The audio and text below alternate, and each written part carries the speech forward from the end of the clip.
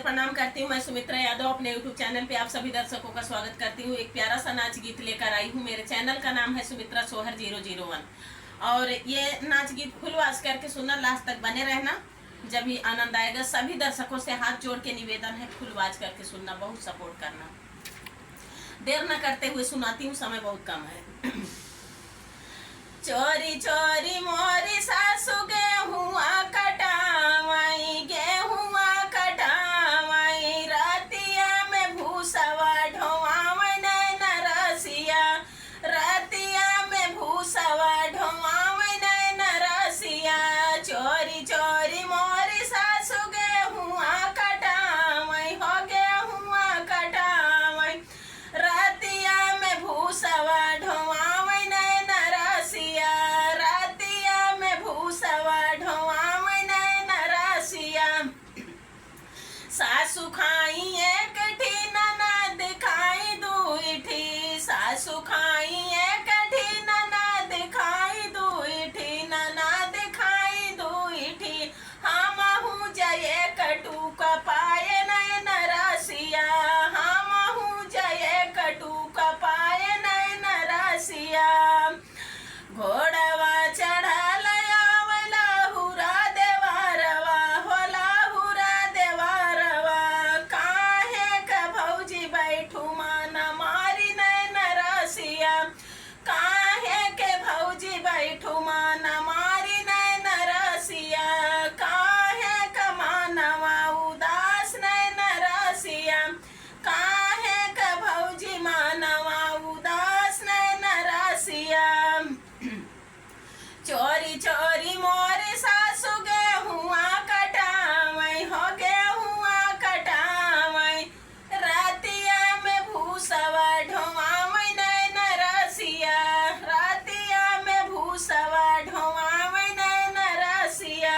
चोरी चोरी मोरी सासू गेहुआ कटावै, हो गेहुआ कटावै, रातिया में भूसवा ढोवावै नैन रसिया, रातिया में भूसवा ढोवावै नैन रसिया। सासू खाई एक ठी ननद खाई दुई ठी, सासू खाई एक ठी ननद खाई दुई ठी, ननद खाई दुई ठी। हमहु जये कटु कपाए नैन रसिया, हमहु जये कटु कपाए नैन रसिया। यही गुण मानवा उदास नैन रसिया, यही गुण मानवा उदास नैन रसिया। चोरी चोरी मोरी सासू गेहुआ कटावै, हो गेहुआ कटावै, रातिया में भूसवा ढोवावै नैन रसिया, रातिया में भूसवा ढोवावै नैन रसिया। चोरी चोरी मोरी सासू गेहुआ कटावै, हो गेहुआ कटावै, रातिया में भूसवा ढोवावै नैन रसिया, रातिया में भूसवा ढोवावै नैन रसिया। काऊ तू ही देवरा हो देखा नया आया, हो पूछा नया आया, इह गति तोहरी धन के होई है नैन रसिया, इह गति तोहरी धन के होई है नैन रसिया।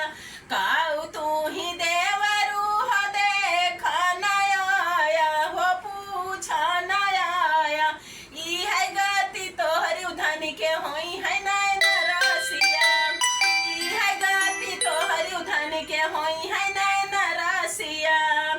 जाऊ मोरी भाऊजी होई है गति होई है, इह गति होई है, हम तौ विदेश चला जाबै नैन रसिया, हम तौ विदेश चला जाबै नैन रसिया। जाऊ मोरी भाऊजी होई है गति होई है, इह गति होई है, हम तौ विदेश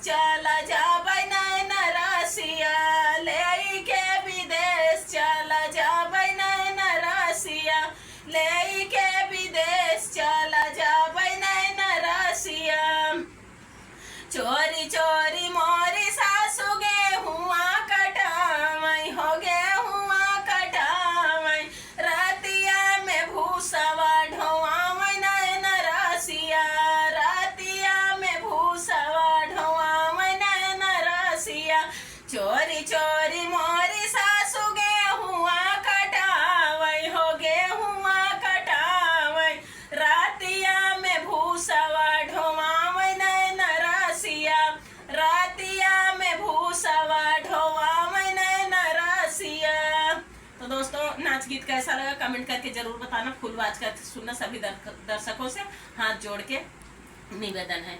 बहुत सपोर्ट बहुत प्यार दुलार देना। मैं आपकी सुमित्रा।